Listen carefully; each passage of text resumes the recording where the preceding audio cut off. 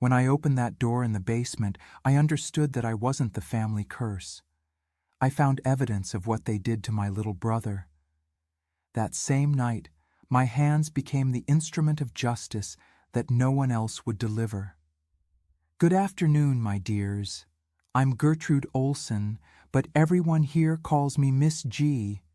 I'm 72 years old, and well, my current address isn't the most conventional. I live in Madison, a beautiful city in the heart of Wisconsin, but not in the part you're familiar with.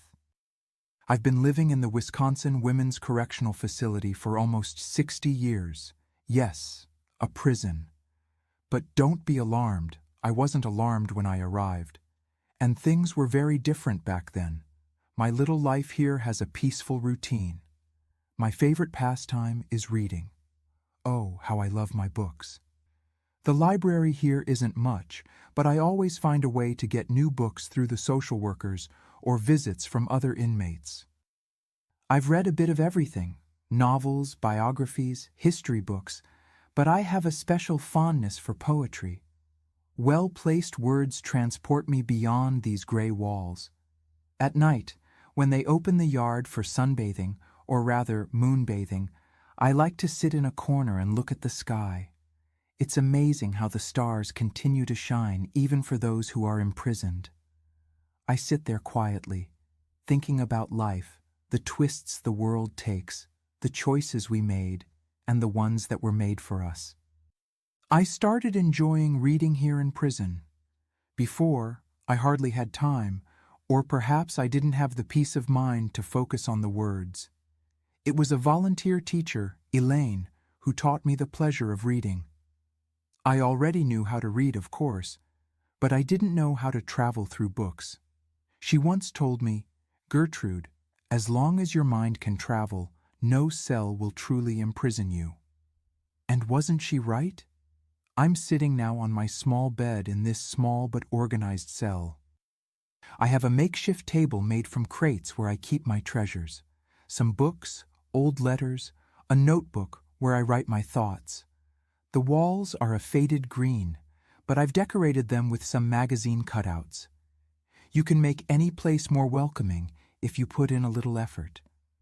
And you, my dears, who are watching me at this very moment, do me a favor. If this video touches your heart, leave a like and subscribe to the channel. This helps our story reach more people. And tell me in the comments which corner of America or the world you're watching from. Are you having your morning coffee, eating lunch, or already preparing for bed? I imagine you on the other side, and it makes me feel less alone on this journey. Today, I'll tell a story I've kept for a long time. It's about how a mistake can transform into justice, about how sometimes we need to go through hell to find some kind of peace. It's not a pretty story, but it's my story. And maybe, just maybe, it can serve as a warning to someone who needs it. I was born in Springfield, Missouri, back in 1953, when things were simpler, but also harder. My father, John Olson, worked in a coal mine. He was a tall man with hands as rough as old leather, always with that distant look, as if seeing something no one else could see. My mother, Zelda Olson, was a skilled seamstress. She made dresses that women in the area fought over, especially for weddings and birthdays. She had a thin face, hair always tied in a tight bun, and a way of walking that made her seem like she was always in a hurry, even when she wasn't. Our house was in the most remote part of town. It was a simple construction, with an old roof and dirt floor in the back. We had a large yard with some chickens, an apple tree, and a peach tree that my father planted when I arrived. For the child to have something to eat, he would say, but those trees seemed more like decoration than food. No one in the house encouraged me to pick the fruits, as if they weren't meant for me. Life at home had a routine that didn't change much. I woke up with the first rays of sunlight coming through the small window of the room I shared with my brother David, who was 5 years younger than me. Ah, David, a small boy with large, curious eyes who seemed to see the world as a magical place. While I had learned early on that magic didn't exist in that house. Before going to school, I helped Mom prepare breakfast. Then it was a 20-minute walk to the small town school. I liked that journey. It was the only time of day when I felt something close to freedom. The school was simple, with only 3 classrooms, but Teacher Olivia treated me with a kindness I didn't know at home. She was the one who noticed I had a way with letters and lent me my first books. After school, I would return to help my mother with housework, washing clothes, sweeping, taking care of David. The boy was fragile, born with health problems. "Breathes wrong," my father would say, as if the simple act of breathing could be done incorrectly. But I knew it wasn't David's fault. He had what they called a heart murmur. He needed special care. At night, when my father came home from work, the house felt different. The air seemed heavier, as if loaded with invisible tension. We would eat dinner in silence, with only the tinkling of forks on plates. If David coughed during the meal, my father would bang on the table. "This boy came with a defect," he would mumble, as if talking to his food. The nights were the worst. After the lights went out, the walls of the house seemed to whisper. Many nights I heard footsteps in the hallway. Then David's bedroom door would open. My mother said she was checking if he was breathing right, but the moans I heard didn't sound like medical care. Many times I put the pillow over my head so I wouldn't hear. And when I couldn't bear it anymore, I would sneak out to the yard, sit under the apple tree, and count stars until my eyes grew heavy. Childhood games were different for me. While other children played Ring Around the Rosie or with dolls, I played doctor with David. It wasn't a common game. It was my desperate attempt to comfort him after the examinations our parents conducted when they thought he wasn't well. I pretended I had magical powers to heal him. I would gently pass my hand where he said it hurt, and softly sing songs I made up on the spot. At school, I had few friends. Ivy and Dorothy were the only ones who came close. The other girls seemed to sense something strange about me, as if I carried a dark cloud. Once I heard a classmate's mother say, "Don't play with that girl, there's something wrong with that family." And there was, only no one did anything about it. The town's pastor, Father Eugene, once called me after Mass and asked if everything was all right at home. I almost told him, but at that exact moment, my father appeared at the sacristy door with that look I knew well. The look that said, "If you open your mouth, it will be worse." So I smiled and said everything was fine, that I was just tired because I had helped a lot at home. The worst day of my childhood was when I turned 10. There was no party or cake. My father just called me into the living room and said, "Now you're old enough to understand some things." That was the first time he called me a mistake. He said I was born to bring misfortune to the family, that since my birth only bad things had happened, including David's defective birth. That night I cried myself to sleep and dreamed of a place far, far away from Springfield. A place where no one called me a mistake, where David could breathe without pain, where the apples in the yard were for eating and not just for looking at. But when the sun rose, I was still there in the same room, in the same house, with the same weight on my shoulders. And that's how I spent my childhood, between whispers in the walls, cutting glances from my father, my mother's silences, and David's labored breathing. Each day was surviving until the next.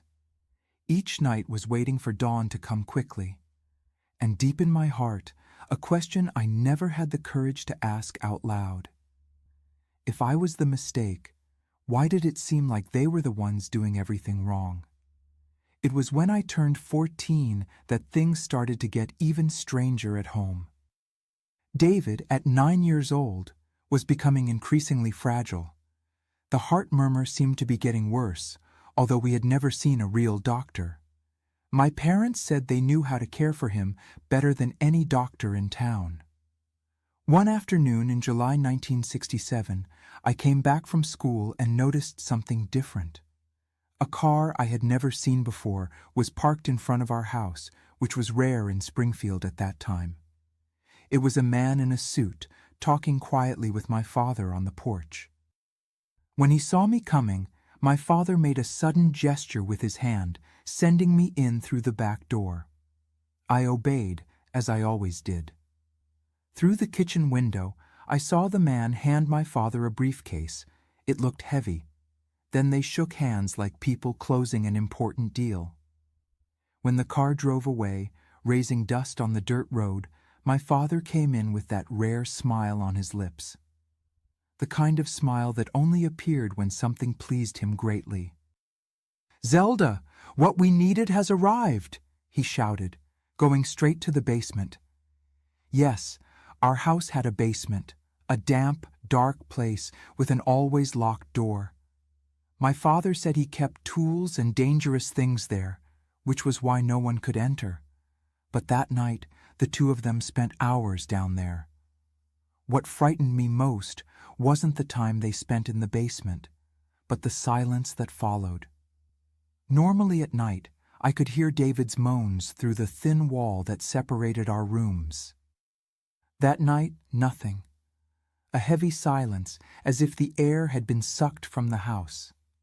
The next morning, when I asked about David, my mother only said, "He's resting, better not disturb him." 3 days passed like this. 3 days without seeing my brother. I asked, insisted, and always received the same answer. He's resting. On the 4th day, while I was cleaning up the kitchen after lunch, I overheard a conversation between my parents. They were in the bedroom, with the door ajar, and didn't notice my presence in the hallway. "I don't think it's working, John," my mother said, her voice trembling. "It has to work. The man guaranteed this was what we needed. But look how he's worse than before. It's the adjustment. His body is getting used to it. And if someone finds out, the school is already asking questions." My father lowered his voice to an angry whisper. "No one will discover anything. I already told the school he has measles. We bought time. And if it goes wrong, well, the fault is hers anyway." At that moment, I understood that she was me. The mistake, the cause of everything bad. The curse. That night, after my parents finally went to sleep, I found the courage to go to David's room. The door was locked, a new development that frightened me. I put my ear to the wood and called softly, "David, it's me, Gertrude. Are you okay?" A long silence followed, and then, when I was about to give up, I heard a weak moan. So weak it could have been just the wind, but it wasn't. It was him. "It hurts, Gertie. It hurts a lot," he whispered, using the nickname only he called me. "What hurts, David? What did they do to you?" "I don't know. There's something on my arm and they film." "Film?" That didn't make sense. What film? Why film a sick boy? Before I could ask more, I heard footsteps in the hallway. I ran to my room and pretended to sleep, my heart beating so hard I thought it would explode. The next day, during breakfast, I noticed my mother had deep, dark circles under her eyes. My father seemed nervous, checking the clock every moment. "I'll need you to go straight home after school today," he told me, without looking me in the eyes. "Your mother and I have to go to Joplin to get some medicine for your brother. We'll be back tomorrow." That was strange. They had never left me alone at home before, but I agreed, seeing an opportunity there. At school, I couldn't pay attention to anything. Teacher Olivia even asked if everything was all right, noticing my distraction. I almost told her, almost asked for help, But my father's words echoed in my head. The fault is hers anyway. What if it were true? What if David was suffering because of me? When I returned home, my parents' car was already gone. I entered slowly, the silence weighing like lead. I went straight to David's room, but the door was still locked. I called his name several times, but there was no response. It was then that I noticed something. The basement door was unlocked. A thin ray of light escaped through the crack. My heart accelerated. In all my 14 years, I had never been in that basement. It was forbidden, dangerous. I went down the wooden steps slowly, each step making the old boards creak. The smell was the first thing I noticed. A strong smell of chemicals mixed with something sweet and rotten. The light came from a weak bulb hanging from the ceiling. The basement wasn't large, but it was organized like some kind of, I don't know how to explain it, like an improvised doctor's office. There was a cot in the center with leather straps at the ends, a table with instruments I had never seen before, jars with strange colored liquids, and in a corner, a machine I recognized from science class, a movie projector. Next to it, a stack of round cans, films. I felt my stomach turn.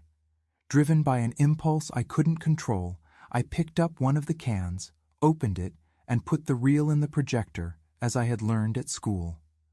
I turned on the device, pointing it at the white wall. The images that appeared made me fall to my knees. It was David, my little David, strapped to that same cot. My father was giving him an injection in the arm, while my mother adjusted something on a device nearby. My brother's face was contorted in pain, but there was no sound in the film, just raw black and white images of his suffering. I changed to another film, and another, and another. Years of treatments, years of experiments, years of my brother being used as, I can't even say the word. Some films showed procedures so cruel I had to turn away. In others, they just measured him, wrote things down like a macabre scientific study. The last film I watched showed David much thinner, almost unrecognizable. He no longer moved, just stared fixedly at the camera as if pleading, as if he knew this would be his last record. When the projection ended, I stood there in the dark, unable to cry, unable to scream. A numbness took over my body. It was no longer pain or fear I felt. It was something else, something growing inside me like a storm. I went back upstairs and tried the door to David's room again. This time I pushed with all my strength, throwing my body against the wood.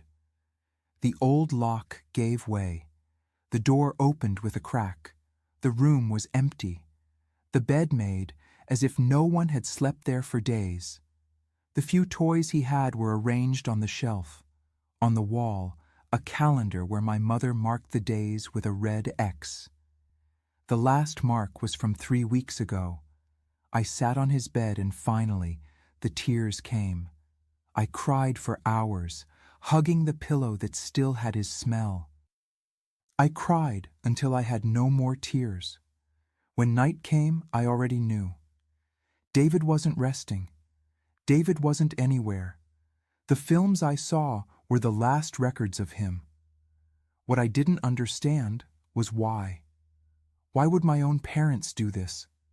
What kind of people were they? That same night, I found a box under my parents' bed. Inside were letters from some special research institute, letters mentioning payments for results, mentioning how the specimen was perfect for tests due to his rare cardiac condition.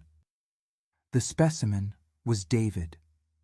My brother had been sold for experiments, and not just sold, used by his own parents as a guinea pig for years. The last letter congratulated my parents on the data collected and regretted the loss of the specimen, but assured that the information would be valuable for science. There was a check attached, an amount that for our humble family was a fortune. It was as if something inside me broke. It wasn't me who was the family curse. It wasn't me who was the mistake. The real mistake was right there before my eyes, in those letters, in those films, in that whole house. I spent the night awake, sitting in the kitchen, the evidence spread on the table, waiting. The hatred growing inside me was calm, almost serene. When the sun began to rise, I heard the car arriving. I heard my parents' excited voices talking about the new orders they were bringing. And when they opened the door and saw me sitting there with all the evidence exposed, their faces changed. I didn't see fear as I expected. I saw anger, as if I had ruined something very precious. "So the curse discovered our little secret," my father said, throwing the briefcase on the floor. And I, for the first time in my life, didn't lower my head. I looked directly at them and asked, "What did you do with David? Where is my brother?" My mother's answer hit me like a slap. "Buried in the yard, under that apple tree you like so much. It's the only service that useless boy provided." Fertilizing a tree. My mother's words echoed in my head as I looked at those two strangers in front of me, because that's what they were, strangers, not father and mother, not family. Just two people I never really knew. "You're not going to tell anyone," my father said, not as a question, but as an order. "No one would believe a girl like you, the troubled daughter, the one who always caused problems." My mother approached. Her perfume was sickening, invading my space, and caressed my hair in a way that should have seemed maternal, but only gave me chills. "Gertrude, my daughter, you need to understand. What we did was important for science, for the future. Your brother was already doomed anyway with that defective heart. At least this way, his short life served something greater." I pushed her hand away with a sudden movement. "Something greater? You tortured him. I saw the films. He begged you to stop." My father punched the table, making everything jump. "You don't understand anything. That institute approached us when they learned of his rare condition. They offered us money, lots of money. Do you know what we can do with that money? Leave this town, start a new life, give you things you never had?" "I never asked for any of that," I whispered. "I just wanted you to love David, to love me." My mother let out a cold laugh. "Love? Is that what you want? Love doesn't fill stomachs, girl. Love doesn't pay bills." That night I was locked in the basement. The same basement where my brother had suffered for years. They said they needed to think about what to do with me, that I knew too much, that maybe the institute would be interested in a new volunteer. The smell of chemicals made me dizzy. The empty cot in the center seemed to call me like an omen of what was to come. I curled up in a corner, hugging my knees, trying to make myself small. Very small. Maybe if I disappeared. 2 days passed like this. They came down to give me water and a piece of hard bread. Always the two of them together, always watching my every move. At night, I heard their voices arguing upstairs. Plans. What to do with the daughter who discovered everything. On the 3rd day, the man in the suit returned. I heard his footsteps upstairs, his deep voice mixed with my parents'. Then silence, and then footsteps on the basement stairs. He was younger than I imagined, perhaps 30, round glasses, hair combed back with brilliantine. He carried a clipboard and looked at me as if I were a curious object in a display case. "This is the girl?" he asked without addressing me, but my father, who was right behind him. "Yes, doctor. As I mentioned, she discovered everything." The man approached, held my chin, turned my face from one side to the other, like someone examining fruit at the market. healthy, older than the boy, but she'll do. The Institute is also interested in cases of female hysteria. My mother, standing on the stairs, spoke anxiously. So, the agreement continues even after the incident with the boy? The man adjusted his glasses. With some modifications, this one will need different dosages and will need signed documentation as if it were a voluntary admission to a psychiatric clinic to cover our bases. It was then that I completely understood. They were going to hand me over as they had done with David. I would be the next volunteer, the next contribution to science. The man left, promising to return in 2 days with the necessary papers. My parents locked me again, but now there was a different gleam in their eyes, the gleam of money, of greed. That night, as I lay on the cold basement floor, I heard light footsteps on the stairs. The door opened slowly, and I saw my mother's silhouette. She was alone, which was unusual. "Gertrude," she called softly. "Are you awake?" I remained motionless, pretending to sleep. She approached, knelt beside me. I felt her hand in my hair again, that false affection that now disgusted me. "You know," she began, thinking I was asleep, "I never wanted children. Your father was the one who insisted. And when you were born, so difficult, crying so much, I thought you would be the only one. Then came David with that weak heart. It was like a punishment." She paused for a long time. "But now I see it was a blessing. The money we received for David's data, and now you? We'll be able to start over, far from here, maybe even in California." She continued talking more to herself than to me, about the plans, about how they would use the money. Not once did she mention guilt or regret. Not once did she sound like a mother talking about her daughter. It was as if she were talking about merchandise. When she finally left, I opened my eyes and faced the darkness. Something had changed inside me. Fear gave way to something else, a cold determination, a certainty. I would not be the next contribution to science. The next morning, when my father came down with breakfast, I noticed he was different, more careless. Perhaps the certainty that they would soon get rid of me had made him too confident. He left the basement door ajar when he left. I waited a few minutes, listening intently. The house was silent. Voices came from my parents' bedroom. They were arguing about what they would do with the money, so absorbed that they didn't hear me. I went to the kitchen drawer and took out a knife, not to use it, at least not at that moment, just to defend myself if I needed to. Then, without making noise, I went out the back door. The morning sun blinded me momentarily. How many days had I spent in that dark basement? 3, 4, it seemed like an eternity. My first impulse was to run, to flee as far as possible. But then my eyes landed on the apple tree. The same apple tree under which I sat to count stars. The same apple tree that, according to my mother, had my brother buried underneath. I approached slowly. The soil around it looked normal, with no signs of having been disturbed. They would have lied about that, too.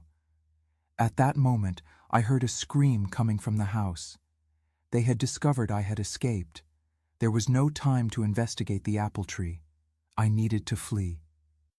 I ran to the street with no certain destination. I just ran. The town was still waking up. Few people on the streets. An old lady sweeping the sidewalk looked at me strangely. I must have been a mess, dirty, disheveled, with a knife in my hand. "Girl, is everything all right?" she asked, genuinely concerned. I stopped, breathless. I opened my mouth to answer. But what would I say?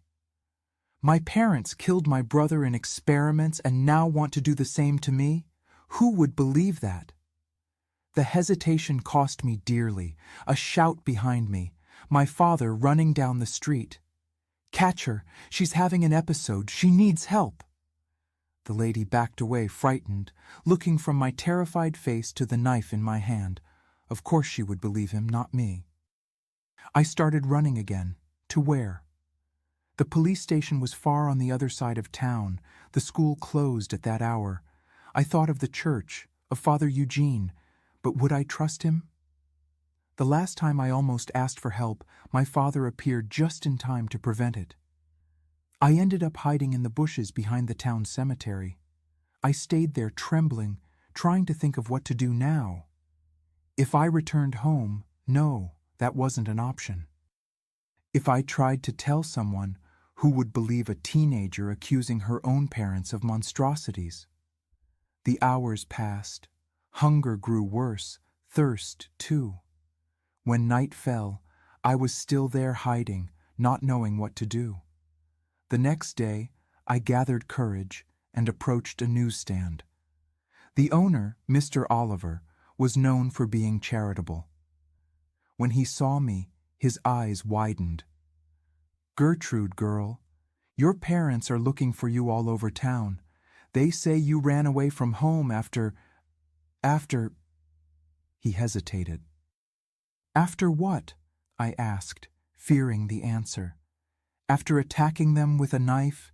They say you're not right in the head, that since your little brother's death, you've changed." My blood froze. Death of David? When was this? Last week, wasn't it? Your father said he finally succumbed to his heart disease. The whole town is distressed. And now you like this? They had created the perfect story. The sick son who finally died. The traumatized daughter who went crazy with the loss. Who would question it? "Mr. Oliver?" I tried, my voice failing. "Don't believe them, please. They did terrible things to David. I saw it. I have proof." Mr. Oliver looked at me with pity, that look adults give to children who tell fantastic stories. "Dear, you need help. Let me take you back home. Your parents are worried." "No!" I shouted, backing away. "They'll hand me over to the man with glasses. They'll do to me what they did to David." People started to stop, looking, whispering. I was doing exactly what they expected, seeming crazy, out of control, confirming the story they had spread. I fled again. I wandered the streets all day, avoiding being seen. At night, I went back to hiding in the bushes. I was hungry, dirty, desperate, and worse. I knew I couldn't continue like this forever. At some point, I would be found. On the third day of fleeing, I made a decision. I would return home. Not to surrender, but to get the evidence, the films, the Institute's letters. Without them, it was just my word against theirs. And in Springfield, Missouri, in the 60s, the word of a respected man like my father was worth more than that of a disturbed teenager.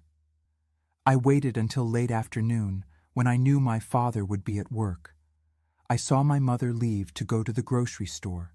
The house would be empty for at least half an hour. I entered through the back, using the key that was always hidden under a pot. The house was silent, with that same heavy air as always. I went straight down to the basement, knowing exactly what I was looking for. The film cans were there, stacked in a corner, the letters too. I put everything in a cloth bag I found hanging. I was about to leave when I heard footsteps on the floor above. I froze. "I knew you would come back." My mother's cold voice came from the top of the stairs. She began to descend slowly, each step echoing in the empty basement. In her hands, she carried something I had never seen before, a syringe filled with a yellowish liquid. "The doctor left this in case you gave trouble before he returned," she said, showing the syringe. "To calm you, to make the transition smoother." I backed up until I hit the wall. There was nowhere to run. "Why?" I asked, my voice almost a whisper. "Why did you do this to David? Why do you want to do it to me?" She tilted her head as if the question were curious. "At first it was just for the money. We were drowning in debt. The Institute offered an amount that would solve everything. Your father accepted immediately. I hesitated, I confess. But after the first payment, I realized we could have the life I always dreamed of." She took another step in my direction. "But then it became more than that. It was fascinating to see the results, to see how far the human body can endure. The doctor said we were making history. And now with you, the possibilities are even greater." "You are not my mother," I said, tears streaming down my face. "A real mother would never do this." Something flashed in her eyes. Anger, regret, but it quickly vanished. Being a mother was a mistake. You were a mistake. David was a mistake. But now I can fix everything. She advanced with the syringe. I ducked, the bag with the evidence still firm in my hands. In desperation, my fingers found something hard and cold on the floor. One of the metal instruments they used in the experiments. What happened next seems like a blur in my memory. I remember the quick movement I made, the metallic sound, her scream, and then the silence.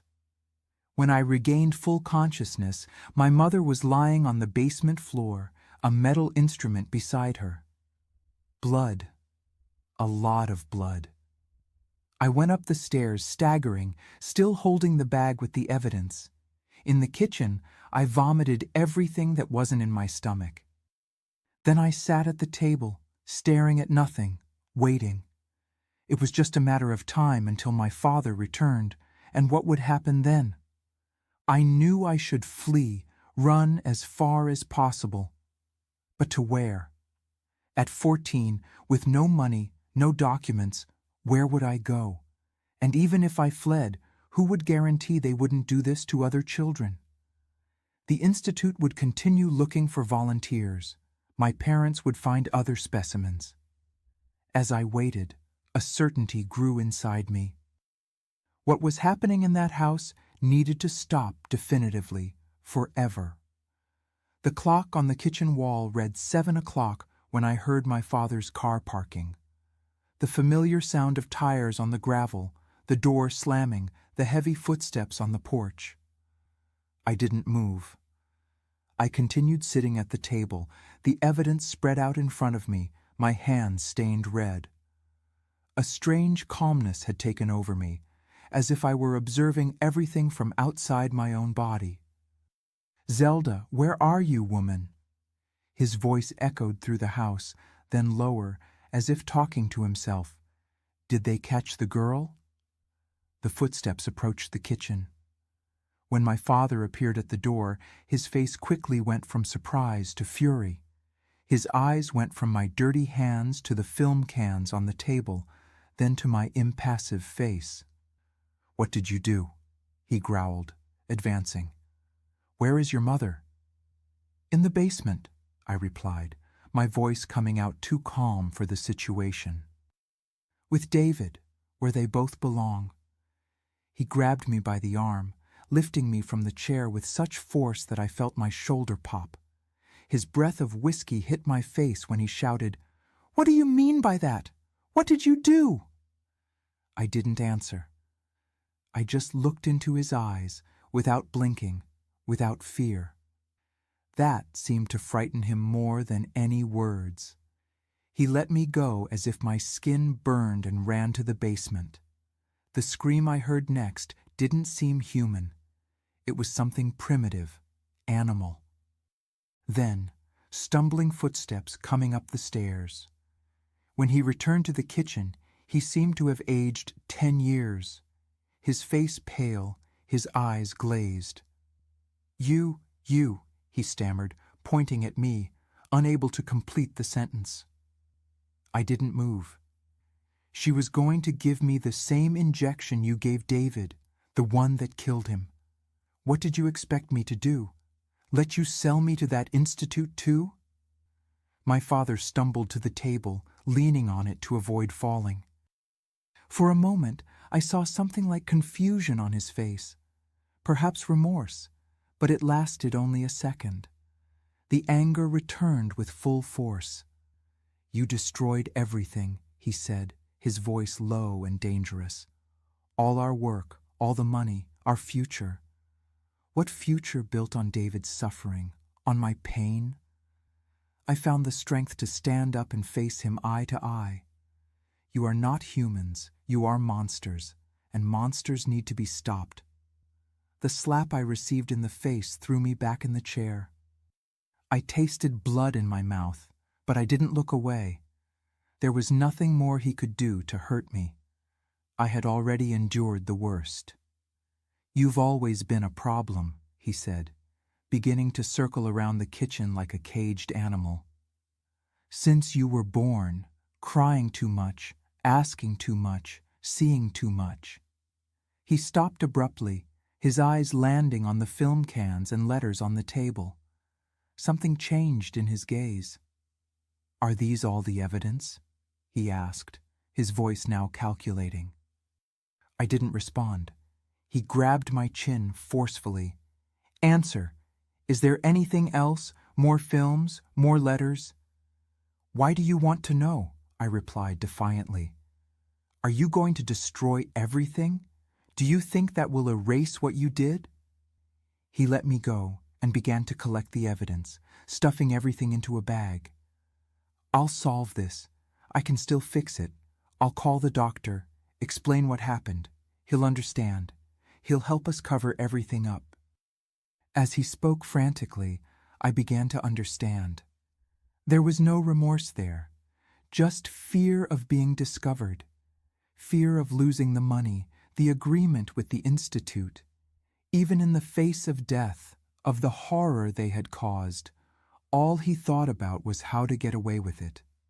"How much?" I asked. He stopped, confused. "What? How much did they pay for David? What was the price of your own son?" For a moment I saw something breaking in his eyes, a spark of humanity trying to emerge, but it was quickly suffocated.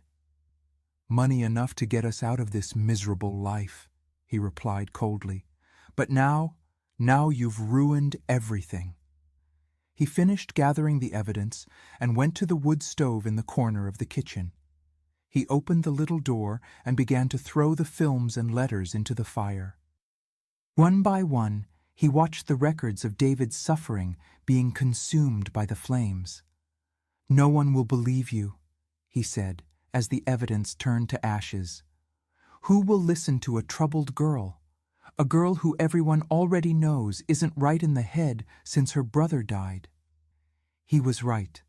They had set the stage perfectly. The story of my instability was already planted in town.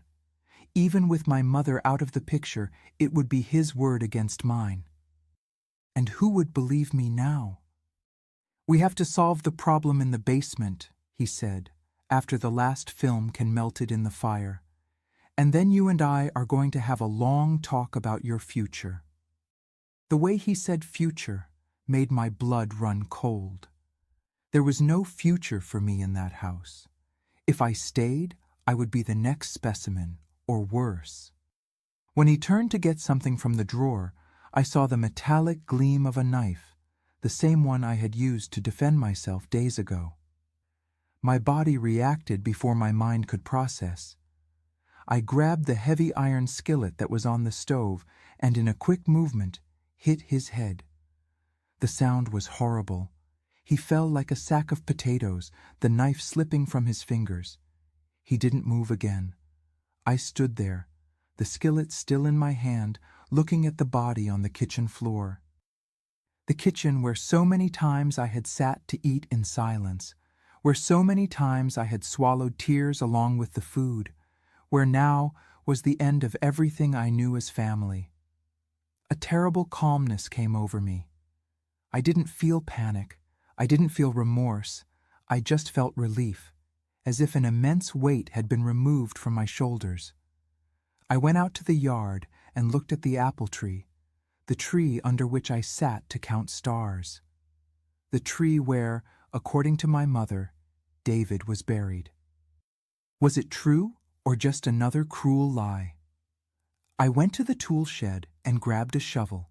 I began to dig under the apple tree, driven by a need I couldn't explain. I needed to know. I needed to be sure. I don't know how long I dug. My hands formed blisters that burst and bled. My arms ached. Sweat ran down my face, mixing with tears I didn't realize I was shedding. When the shovel finally hit something solid, my heart stopped for a second. It was a box, a small wooden box, too small for a body. When I opened it, I found inside only an old teddy bear, David's favorite, along with a piece of paper with my mother's handwriting. Experiment 37. Discarded in the river. I fell to my knees, sobbing. They hadn't even given my brother a real grave, not even that last respect. They had just discarded him like trash. That night, sitting in the yard with David's teddy bear in my lap, I had a strange dream, although I was wide awake. I saw my brother, not as he was in the last films, thin and suffering, but as he was before everything began. Smiling, with those large, curious eyes, he didn't say anything, just smiled and pointed to the stars. When I looked up, I saw a shooting star crossing Springfield's dark sky. I made a wish, the most sincere of my life, that no child ever go through what we went through. Tomorrow came, and with it, the need to decide what to do. There was no going back. My life, as I knew it, had ended in that kitchen. 2 bodies in the house. No evidence of the horrors that led to this. Just me, a 14-year-old teenager, who everyone already believed was disturbed. I tried to think rationally. I could flee, try to reach a larger city where no one knew me, start over. But what if the Institute found me? What if there were other people involved, other doctors looking for specimens? And there was David, with no body to bury, no justice, just discarded in the river like a failed experiment. That's when I decided. I wouldn't flee, I wouldn't hide. On the contrary, I would do what no one would expect. I took a bath, put on the most presentable clothes I had, carefully combed my hair. Then I walked to the town's police station. It was Sunday morning. The streets were almost empty. Some ladies on their way to church looked at me curiously. I must have seemed strange, too calm, too neat for someone who, according to rumors, was having a mental collapse. At the police station, there was only one guard on duty. I recognized him, Theodore, a middle-aged man who sometimes played cards with my father. When he saw me, he frowned, confused. "Gertrude, what are you doing here, girl? Your father is looking for you everywhere." "I know," I replied, my voice firm. "And it's about him that I came to talk." I told everything, without emotion, without tears, just facts. The experiments with David, the Institute's letters, the money, the plans for me, what happened in the basement, what I did in the kitchen, the teddy bear under the apple tree, the body in the river. At first the guard looked at me with skepticism, then with growing horror. When I finished, he was pale. "Girl, this is very serious." "Do you have proof of all this?" "I had," I replied honestly. "Films, letters, but my father burned everything before I stopped him." He ran his hand over his face, seeming to age 10 years in those minutes. "Without evidence, it's your word against no one now, from what I understand." I had expected this. I already knew that even confessing, it would be difficult to prove what had happened, but I didn't care. I hadn't come for conventional justice. "I don't need people to believe everything," I finally said. "I just need them to see what's there at home. And then Do what you have to do with me." The guard called for backup.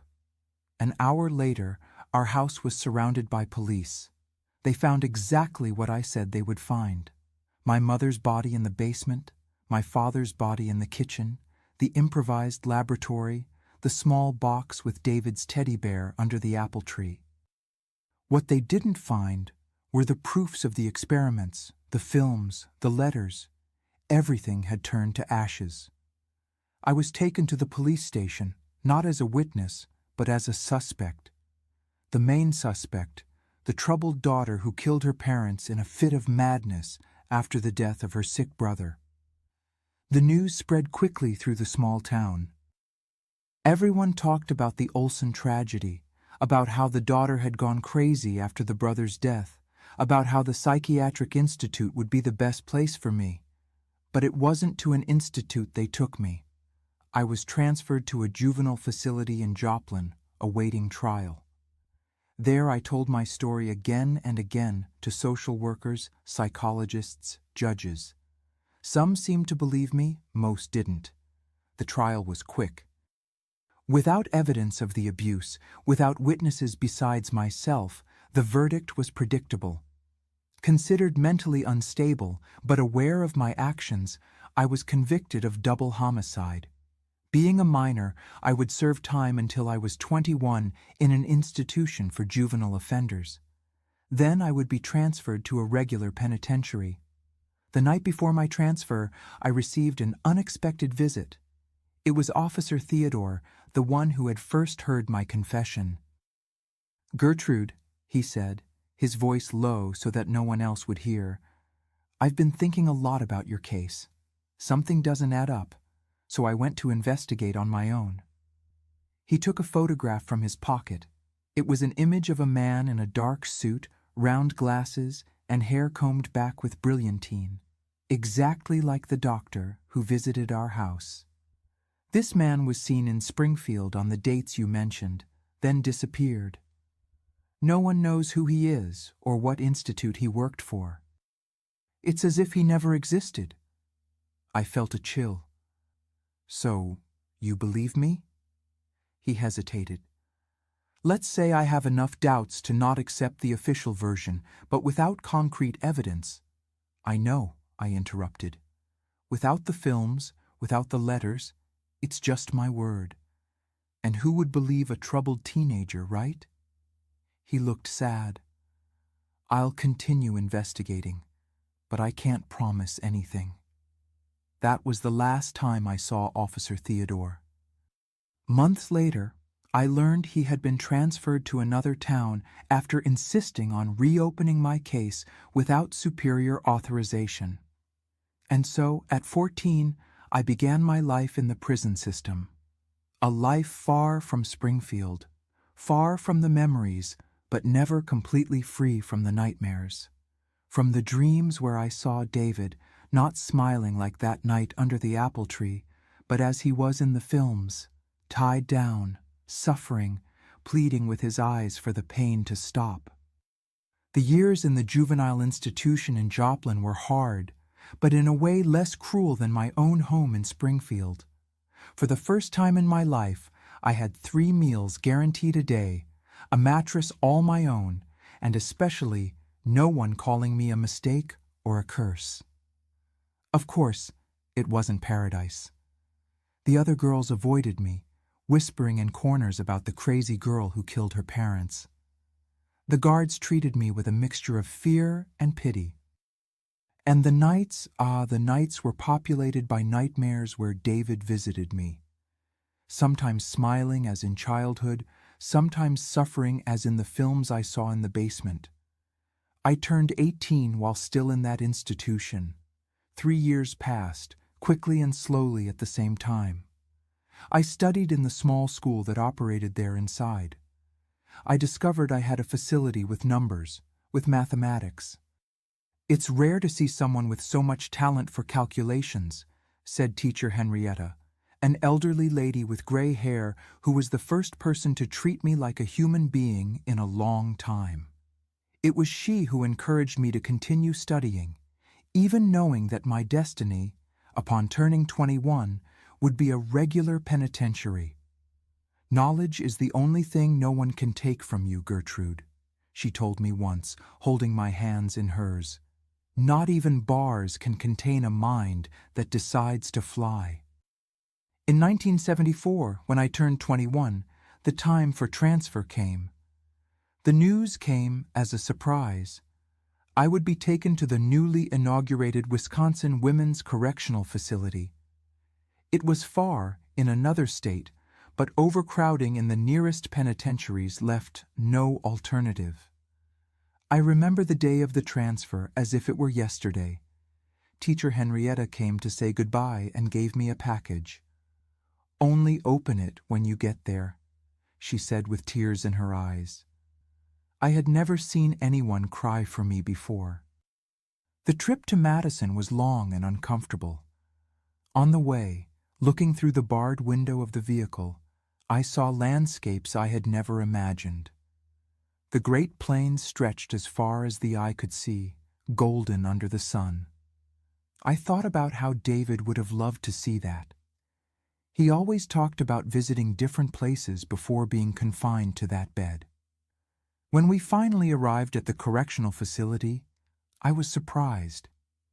It was a new building, walls still without the marks of time. I was registered, catalogued, uniformed. Another number in the system, another life between walls. That first night, alone in the cell that would be my home for the next many years, I finally opened Teacher Henrietta's package. It was a book, The Little Prince. On the first page, she had written, "To Gertrude, who even in the most distant stars will find her way back." It was my first book, the first of many, and it was the beginning of my salvation. The first months at the facility were a period of adaptation. I quickly learned the unwritten rules of prison, who to obey, who to approach, who to avoid. Luckily, my story, or at least the version that was in my records, guaranteed me a certain respect. No one messed much with the girl who killed her parents. There was a mixture of fear and a strange admiration. It was during this period that I met Natalie, an older inmate who was serving time for poisoning her husband. "He beat my children," she told me one night while we shared a smuggled cigarette. "I tried to report him, to flee, to separate. Nothing worked. Then one day I mixed rat poison in his coffee. I don't regret it one bit." Natalie became my first real friend. She was almost 40 when we met, hair already gray at the temples, hands calloused from someone who had worked hard all her life. She had a maternal way, even being tough when she needed to be. Maybe she saw in me the daughter she left behind. Maybe I saw in her the mother I never had. It was she who taught me how to survive in prison, to make crafts with simple materials to earn some pocket money, to negotiate small favors, to maintain dignity even while wearing a uniform. "The secret isn't trying to escape these walls," she would say, "but building a world within them." The years passed. My life established itself in a predictable routine. Wake up with the bell, work in the prison laundry, lunch, return to work, dinner, an hour in the yard, sleep. In 1978, news shook my routine. Natalie would be released. Her sentence, reduced for good behavior, had come to an end. The joy I felt for her mixed with a terrible fear of being alone again. On the eve of her release, we sat in the yard while she smoked her last cigarette as an inmate. "What will I do without you, Natalie?" I asked without being able to hide the tremor in my voice. She looked at me with those eyes that seemed to read my soul. "You'll continue, Gertrude, as you've always done, as you always will. You're stronger than you think." "I'm afraid," I admitted, something I had never said out loud before. Not of what's in here, but of the emptiness, the silence when the nightmares come. Natalie carefully extinguished the cigarette and put the butt in her pocket. Even in that, she was organized. I'll tell you something, girl, and I want you to remember it well. She held my face between her hands, forcing me to look directly into her eyes. What happened to you and your brother was a monstrosity. What you did afterward? Well, I won't judge, but now you have a choice. You can spend the rest of your life being a prisoner, not just of these walls, but of your memories. Or you can decide to live, even in here. How? I asked, the tears finally escaping. Find a purpose, help someone, learn something new. Make each day, even identical to the previous one, have meaning. The next morning, Natalie left. Her last promise was to write, to send news. I never received any letter. Later I discovered she died in a bus accident just 3 weeks after leaving prison. She didn't even have time to taste freedom. This loss threw me into a dark pit. For weeks, I barely left the bed, barely ate. The nightmares with David returned full force, now accompanied by visions of Natalie. That was when I met Sister Elizabeth. No, it's not a coincidence that the name is similar to my mother's. Maybe that was what first made me resist her, a volunteer nun who visited the prison weekly to offer spiritual comfort. At first, I avoided her like I would avoid a disease. The last thing I wanted was to hear sermons about forgiveness, but Sister Elizabeth was persistent. Week after week, she sat beside me in the cafeteria, even when I didn't say a word. She didn't talk about God or forgiveness. She talked about books, about poetry, about philosophy. She always brought a different book that she left with me until the next visit. "Why do you insist so much?" I asked once, after almost 2 months of this ritual. "Because I see something in your eyes," she answered simply, "a light that refuses to go out, even when you yourself try to suffocate it." It was she who got permission for me to participate in the prison's education program. At the time, it was something rare, inmates with access to formal education, but somehow this small, determined nun moved bureaucratic mountains. In 1980, I began to study formally. First, I finished elementary education, then high school. The improvised classroom in the prison became my refuge, the books my escape, the numbers my companions.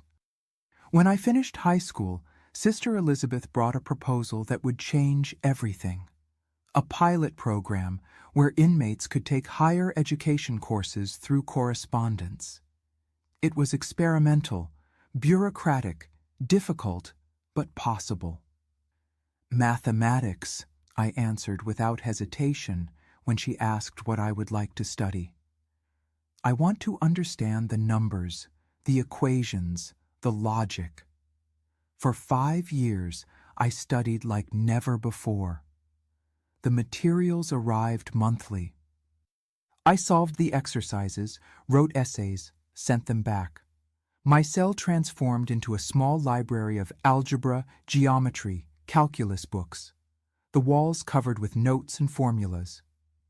In 1987, at 34 years old and with almost half of my life spent behind bars, I received my degree in mathematics. There was no ceremony, no cap and gown, no party, just a paper that arrived by mail and Sister Elizabeth with her serene smile. "And now?" I asked, holding the diploma as if it were something fragile and precious. "Now you teach," she answered, as if it were obvious. And so began the third phase of my life in prison.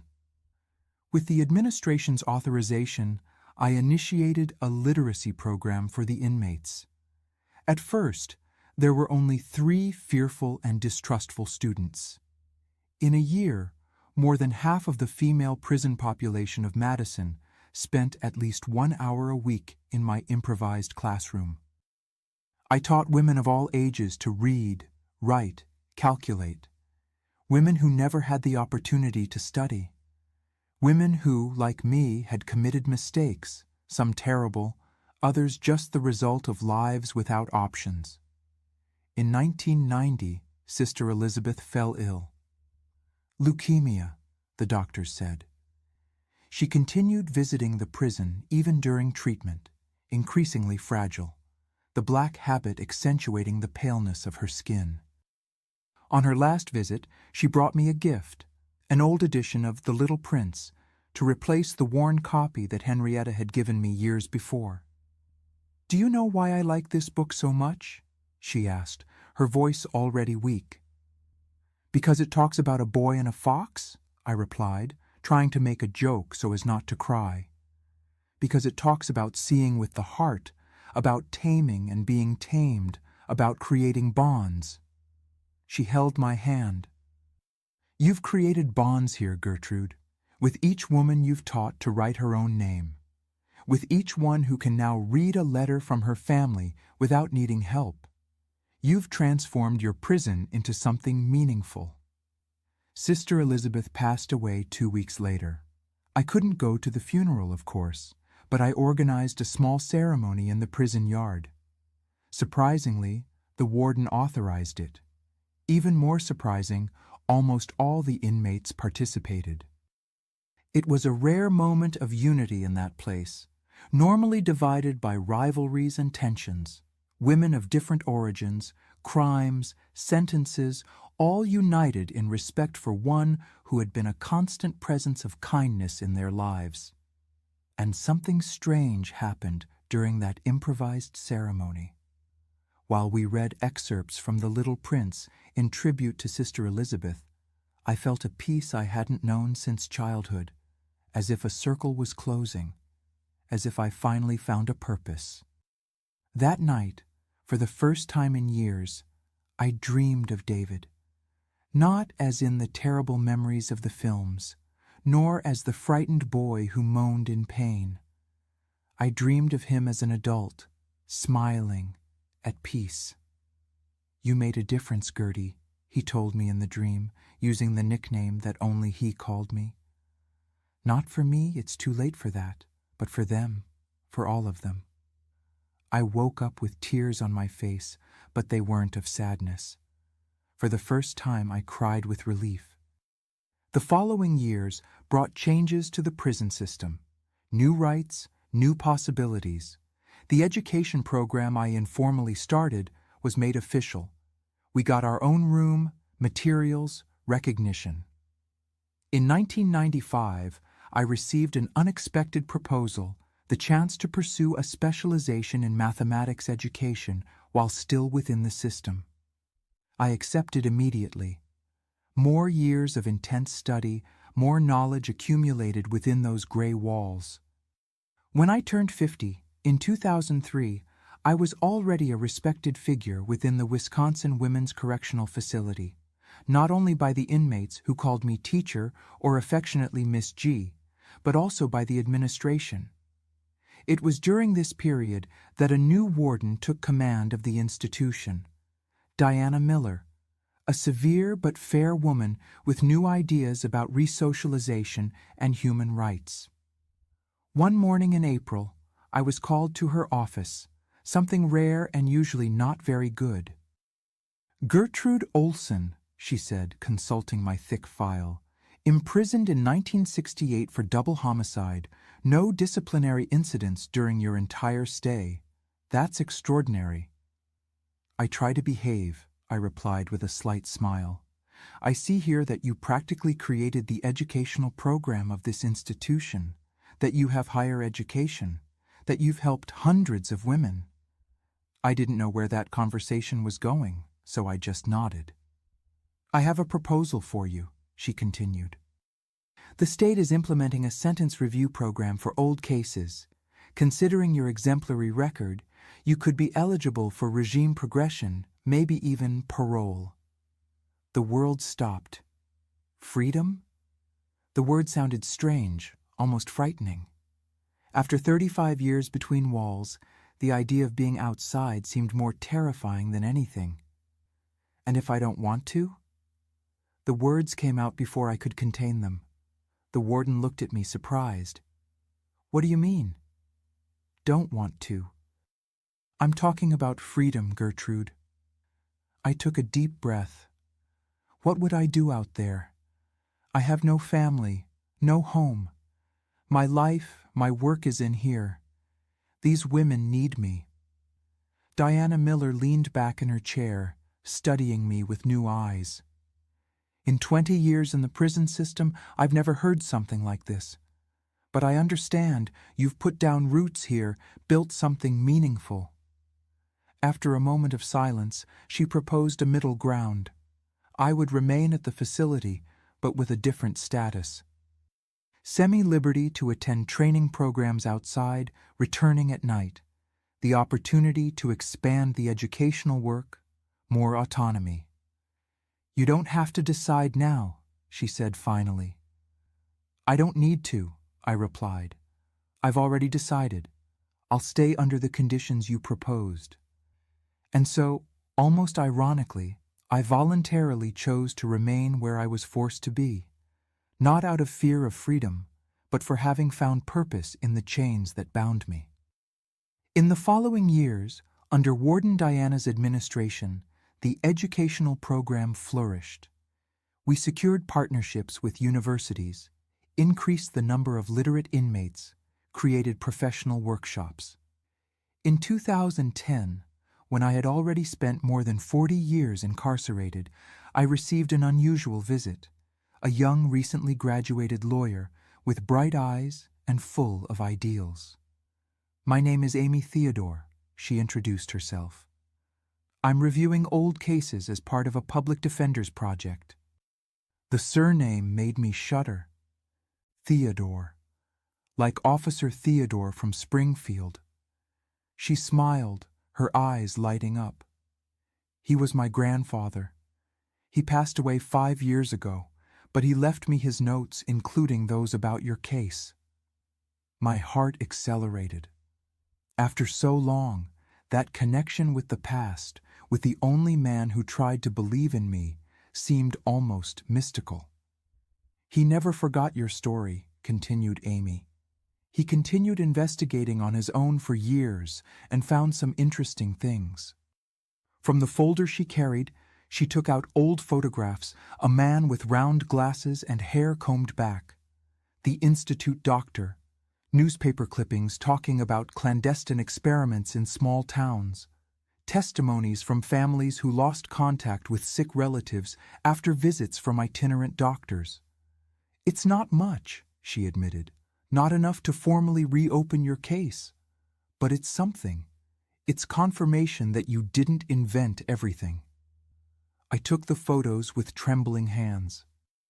After so long, to have this validation, even small, even late, was like a weight being removed from my soul. What do you intend to do with this? I asked. It depends on you, Amy replied. We can try a criminal review. The legal climate today is different. There's more sensitivity for cases like yours, especially considering the age you were when everything happened. I thought for a long moment. The possibility of clearing my name was tempting, but it also meant reliving everything, exposing old wounds without guarantee of a result. What would this change in practice? I questioned. Even with a favorable review, I've already served more than any alternative sentence, and I have no interest in leaving the facility now. My work is here. Amy seemed surprised but understood. We agreed that she would keep the evidence in case I changed my mind in the future. Before leaving, she gave me one last thing, a small package. My grandfather wanted you to have this if he ever found you again. Since it wasn't possible, I'm fulfilling this wish. Inside the package was a small wooden box, very similar to the one I found under the apple tree so many years ago. And inside it, a small silver brooch in the shape of a star. It was my grandmother's, explained Amy. My grandfather said you would understand the meaning. And I understood. The shooting star I saw that night while holding David's teddy bear, the wish I made, the silent promise. When Amy said goodbye, I promised to keep in touch. And I did. She continued visiting the facility, first out of interest in my case, then as a friend, and eventually as a collaborator in the educational program. It was she who, years later, convinced me to start recording my memories. "Your story needs to be told," she insisted. "Not just the tragedy, but what you built after it." And so, I reached 70 in 2023, still within these walls, but in a completely different way from the frightened girl who entered the system decades ago. No longer a prisoner of my history, but a woman who found purpose, even in the most unlikely circumstances. Now, at 72, I live a peaceful routine here at the Wisconsin Women's Correctional Facility. People are always surprised when I say I found peace between these walls. How can someone find serenity in a prison? But the truth is that I built my little world here. My days begin early. At 5 in the morning, I'm already awake, long before the official call. I like this moment of absolute silence when I can feel that the world is still sleeping. I sit on the edge of my bed and observe the first rays of sun filtering through the bars of the window, creating geometric patterns on the concrete floor. A daily spectacle that I never tire of admiring. Breakfast is served at 6:30. Over the years and with my different status, I've earned some privileges.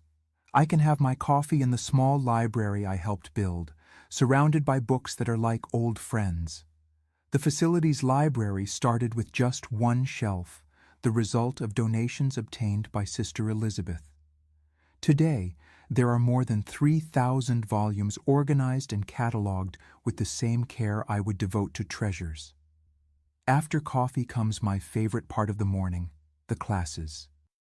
Although officially retired from the educational program, I still receive a group of older ladies 3 times a week. We call our meeting Coffee with Mathematics, a moment where we teach each other. They teach me about life, about family recipes, about the small joys they found in their complicated existences.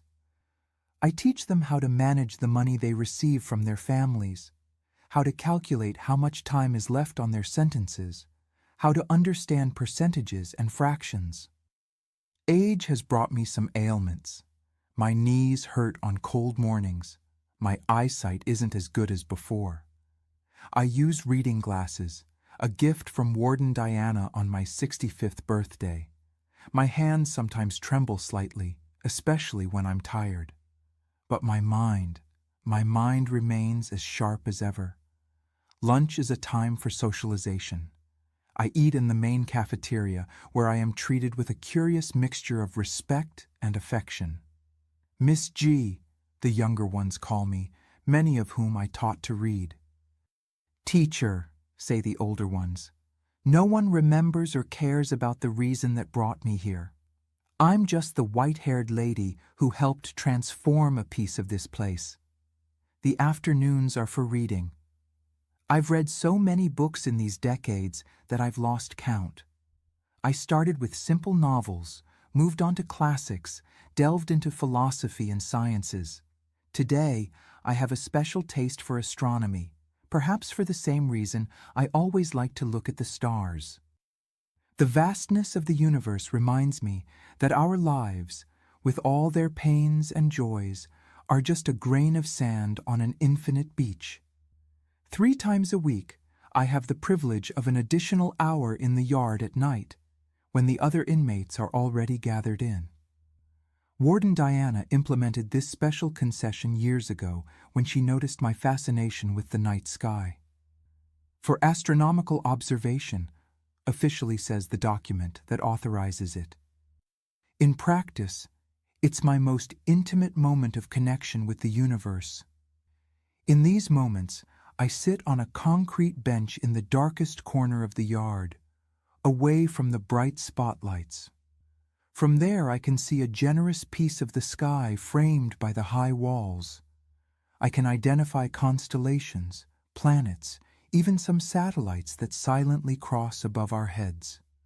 When there's a full moon, I like to observe its craters, imagining what it would be like to step on that distant surface. It was during one of these contemplation sessions, a few years ago, that I had an epiphany. Looking at Vega, one of the brightest stars in our sky, I remembered that its light took 25 years to reach us. That is, I was seeing the star as it was when I was about 45 years old. And it also occurred to me, our acts and choices travel through time, affecting people long after they were made. The horrible experiments my parents performed on David affected not only my brother at that moment, but my entire subsequent life, and by extension, the lives of all the women I could help in here. Like waves expanding in a lake, our actions have consequences that go far beyond what we can imagine. This reflection brought me a peace I never imagined possible. It's not that I've forgiven my parents. I don't know if I'll ever reach that point, but I understood that, in some mysterious way, the horror we lived through served something greater. David's pain, my imprisonment, everything transformed into a force that allowed me to help hundreds of women over the decades.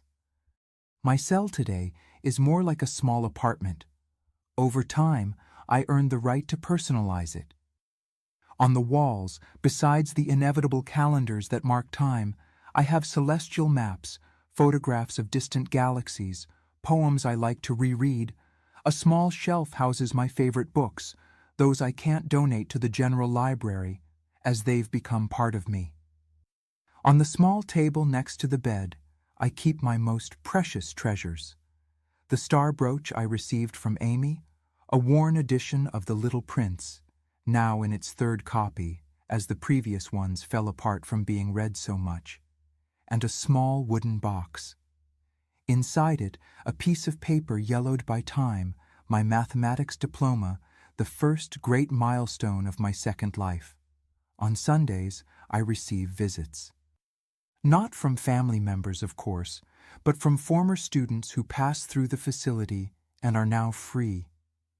They bring news of the outside world, photos of their children and grandchildren, sometimes a homemade cake or cookies.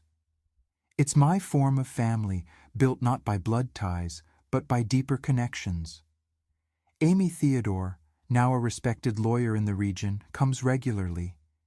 It was she who convinced me to start recording my memories. "Your story can't die with you, Miss G," she insists. It needs to serve as a lesson about the evil humans can do to each other, but mainly about how it's possible to rebuild oneself from the ashes. In the last 2 years, I began to record small videos with special authorization from the administration. I talk about my life, about the prison system, about education and redemption. Amy publishes them on an internet platform, always protecting my identity. Memories of an Unlikely Teacher, we call the project. The nights are for reflection. When the lights go out, I like to sit by the window, observing the stars, silently conversing with David. Not like in the first years of prison, when they were dialogues loaded with guilt and pain. Now they are calm conversations where I tell him about my day, about the books I read, about the small joys I found. I have no illusions about the future. At 72 years old and with a life sentence, I know I will die within these walls, but it doesn't sadden me. Here I found my purpose, my peace. Here I transformed a sentence into a mission. Here, in an unlikely way, I built a life that has meaning. When people ask me if I regret what I did in that kitchen in Springfield so many decades ago, I answer honestly, I regret the pain, not the justice. If I could go back in time, maybe I would seek another path, report instead of acting on my own. But in that Springfield of the 60s, under those circumstances, who can say what would have happened? What I know for sure is that, in some mysterious way, prison freed me. Between these walls, I found a freedom I never knew in the outside world. The freedom to build something meaningful, to help other women, to find beauty even in the most unlikely places. And when I look at the stars in my night sessions in the yard, I feel a profound connection with the universe. The same stars that David and I admired from the shade of the apple tree in Springfield are still there, unchanging in their distant beauty. And somehow that comforts me. Somehow it makes me feel that everything is exactly as it should be. My dears, who have come with me to this point in this journey through the darkest and also the brightest corners of my soul, I have some final words to share.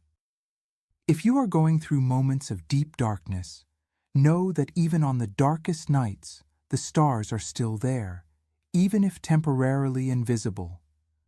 I learned that age doesn't define our strength, but our ability to start each day anew. My wrinkles are maps of survival. Each one tells a story of pain overcome. Time doesn't heal all wounds, but it teaches us to live with them and still smile. My story isn't about what was done to me, but about how I chose to respond. Life taught me that even in the deepest darkness, our inner light never goes out. In any country, in any culture, in any circumstance, remember, you have the power to transform your pain into purpose.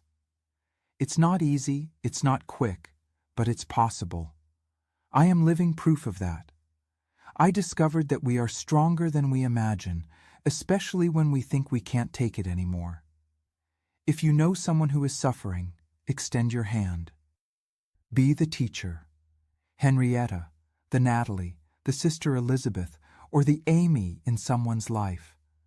Sometimes, a small gesture, a book, a kind word, a moment of sincere listening can literally save a life.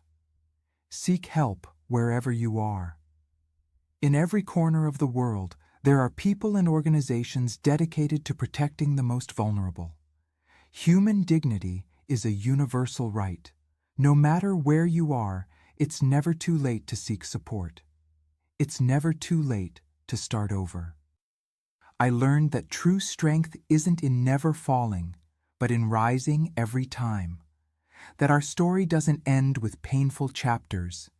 That surviving is a form of resistance, and living well is the best revenge. Before I say goodbye, I'd like to make a special request. If this story touched your heart in any way, subscribe to the channel and hit the notification bell to be notified about new videos. Each subscription is a way to ensure that stories like mine, stories of overcoming, even in the most unlikely circumstances, continue to be told. And leave me just one word in the comments. Stars. This word will be our secret code, a way for me to know that you followed my journey to the end, that you understood that even on the darkest nights, there is light up there guiding us. Do it now. Don't wait another minute. Thank you for listening to me. For allowing a 72-year-old woman